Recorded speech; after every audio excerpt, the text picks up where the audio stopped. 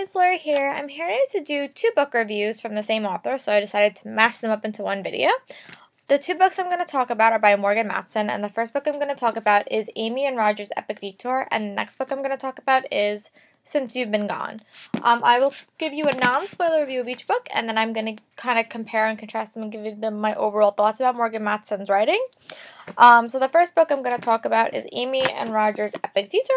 This book is about a character named Amy, obviously, and she and Roger wind up going on this road trip across the country because they need to get Amy's car to Connecticut where they'll be living, and Amy doesn't drive, so Roger is enlisted to get her there because Roger's dad lives in Philadelphia and he's spending the summer there, so it's kind of close. The reason Amy doesn't drive is something happened with her dad, and her dad unfortunately passed away, and that's kind of the ultimate for this book. And it's a very, very big self-discovery novel for Amy, very, very large self-discovery novel. But the reason I really, really like the book is it's like a road trip book. So you know those books you guys get, like to map your trip. So like you have like stuff like this in the book. Let's see if we can find another one. Stuff like this. And there's always like road trip like music lists that are both Amy and Roger's. So it's really, really interesting. And Amy and Roger are two such different people. But it's such a fun book. I really, really love this book. This is like a great summer read. Both these books are amazing summer reads.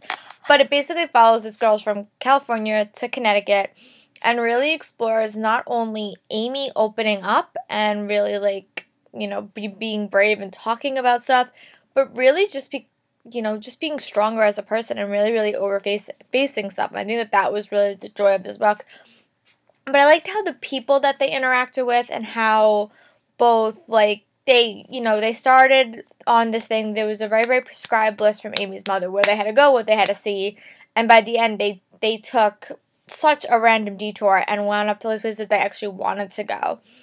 And both Amy and Roger both get to pick, and I think that really shaped how their relationship progressed. So you got to learn a lot more about Roger and Amy through these experiences.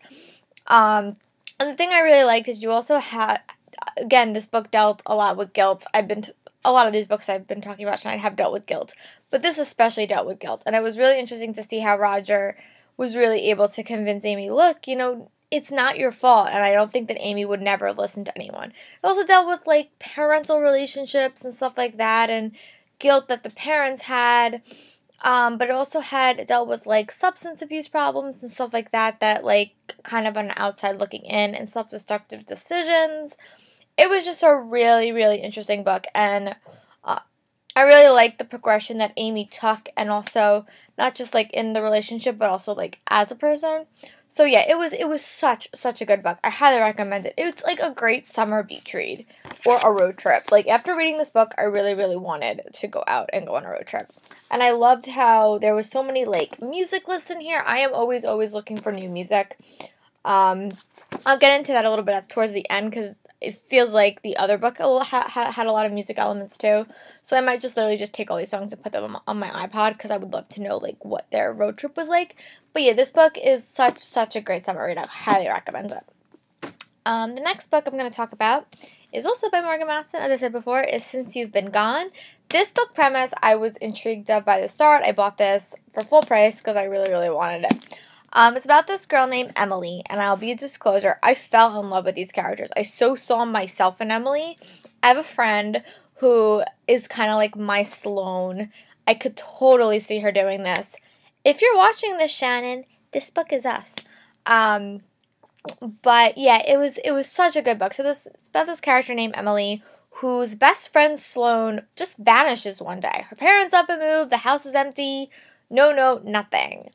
So a few weeks later, she gets a letter from Sloane, which is 13 things that Emily has to do. This has been like a reoccurring theme with Sloane throughout Emily's life, but Emily has always been so shy and so afraid to do these things because they're like bold things. I'll just read off the back of the book for you. Kiss a stranger, go skinny dipping, steal something, break something, Penelope, ride a dream horse, a cowpoke, 55 South Avenue, ask for Mona, the backless dress and somewhere to wear it, dance until dawn, share some secrets in the dark, Hug a Jamie, Apple Picking at Night, and Sleep Under the Stars. And that's kind of really shaped Emily's summer, and she really became more than just Sloane's best friends.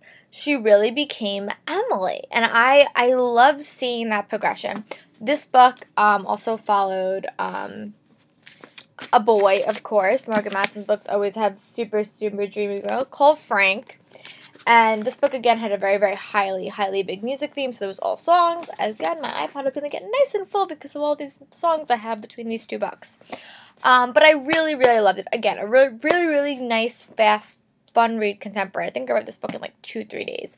So good. And every book followed like a chapter title about what one thing she did. Overall opinions of Morgan Matson as a writer, really good.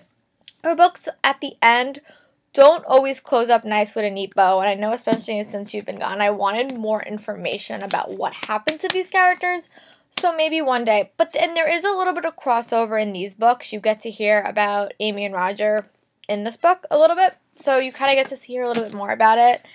I want that story that I heard about, so, but yeah, it was really good.